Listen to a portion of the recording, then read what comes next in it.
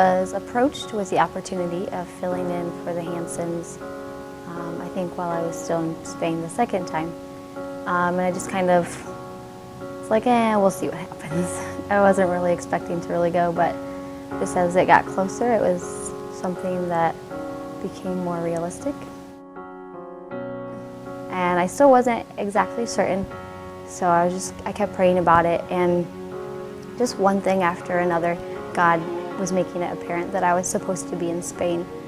I received an email from the missionaries in Spain saying that the Spanish church was going to be paying my utilities. I hadn't said anything to them.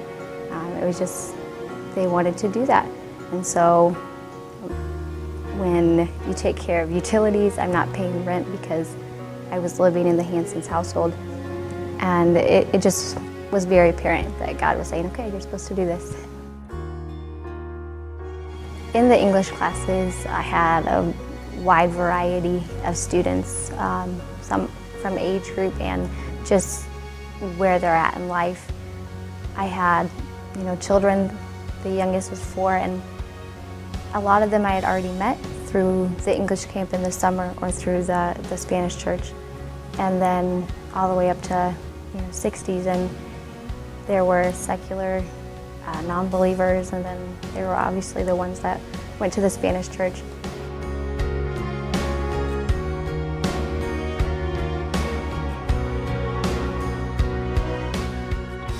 It just seemed like challenges were one after another for the first month or month and a half.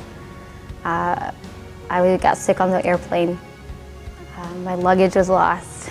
My Spanish telephone, my cell phone, that was supposed to work when I got to Spain, did not work.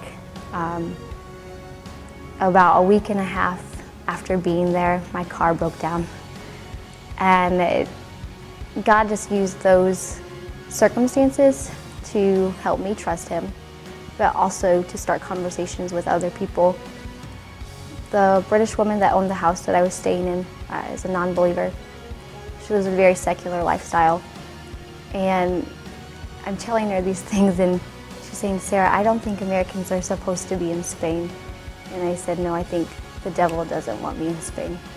And she just kind of was a little caught off guard. She wasn't expecting that answer, but we just were able to build a relationship from there that she was comfortable talking to me, about her past and what has led her to where she's at and the hurt that she's felt. And she, as far as I know right now, is not pursuing Christ, but it was just a really interesting and beneficial relationship for me.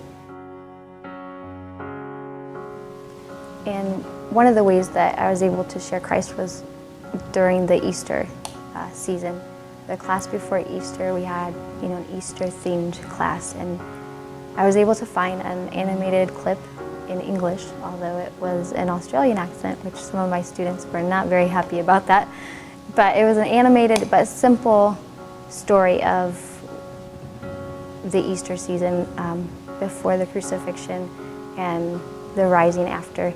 And it was so simple that I knew that even if they couldn't understand the words, that they still would understand what was going on.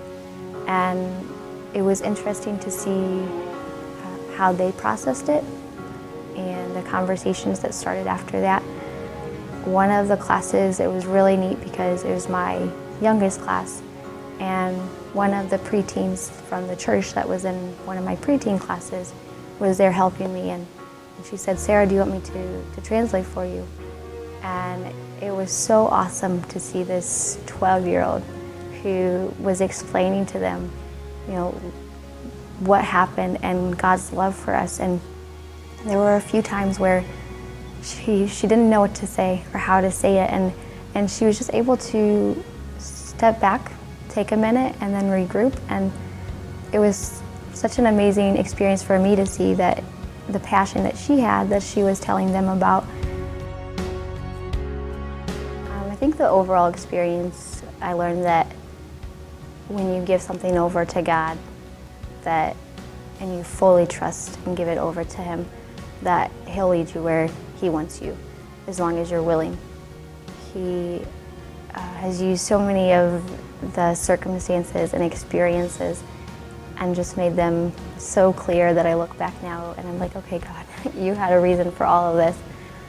The job that I was offered before going to Spain, it had perfect timing. I was able to shortly leave after the position, and then being obedient, I think that God not rewards us, but blesses us even more.